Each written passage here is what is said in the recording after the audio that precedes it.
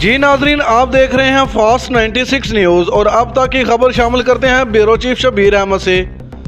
जी नाजरीन, आज अपर चित्राल में पाक फौज के साथ अजहार यकजहती के सिलसिले में तजार यूनियन की कॉल पर एहतजाजी रैली का इनकाद किया गया।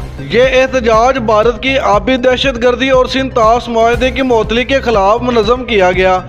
रैली में तजार यूनियन बोनी के अलावा सिविल सोसाइटी के नुमाया अफराद भी शरीक थे। रैली का आगाज फ्लाइंग कोच अड्डा बोनी से हुआ, जो बाजार के मुख्तलिफ हिस्सों से गुजरती हुई चौक बोनी पहुंची। शुरका ने पाक फौज जिंदाबाद, भारत मुर्दाबाद, भारत की आबी दहशत गर्दी नामंजूर और सिंध ताश मुआहदे की मुअत्तली नामंजूर जैसे नारे लगाते हुए जलसे की शक्ल अख्तियार की। जलसे में मुमताज समाजी कारकुन रहमत सलाम लाल, साबिक सदर बाजार मोहम्मद शफी, सीनियर नायब सदर मोहम्मद इस्लाम और सदर तजार यूनियन रहीम खान समेत दीगर मुकर्ररीन ने खिताब किया। उन्होंने भारत की आबी दहशत गर्दी और सिंध ताश मुआहदे की मुअत्तली को शदीद अल्फाज में मजम्मत की।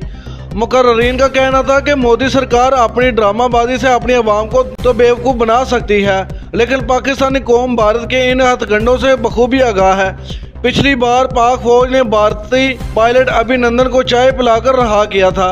अगर दोबारा कोई गलती कोशिश की तो इसका कड़ा जवाब दिया जाएगा। हमें अपनी फौज पर मुकम्मल एतमाद है कि वो सरहदों की हिफाजत की भरपूर सलाहियत रखती है।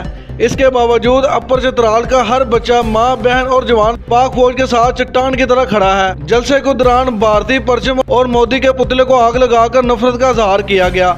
आखिर में पाकिस्तान जिंदाबाद, पाक फौज जिंदाबाद और भारत मुर्दाबाद के नारों के साथ अख्तिताम को पहुंची।